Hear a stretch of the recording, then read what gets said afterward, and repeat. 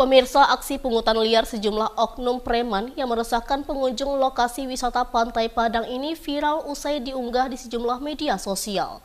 Petugas kepolisian dari tim Kelewang Satreskrim Polresta Padang bergerak cepat dengan mengamankan pelaku hingga terjadi kejar-kejaran di kawasan wisata tersebut.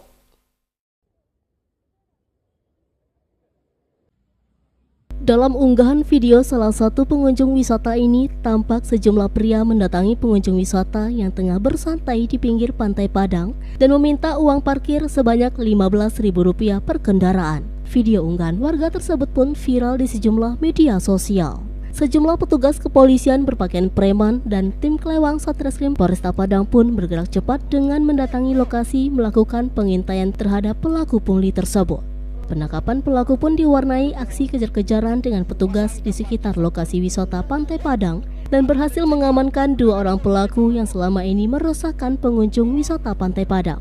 Dari pelaku, petugas turut mengamankan barang bukti uang dari hasil pungli. Dalam aksinya, pelaku meminta uang parkir kepada pengunjung pantai wisata mulai dari Rp5.000 hingga Rp15.000 dengan cara memaksa.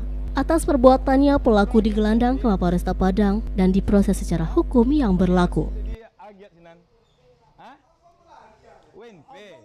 Barang bukti yang kita amankan dari langsung ke pelaku parkir yang meminta uang parkir seenaknya. Dia ada Rp5.000 sampai Rp15.000.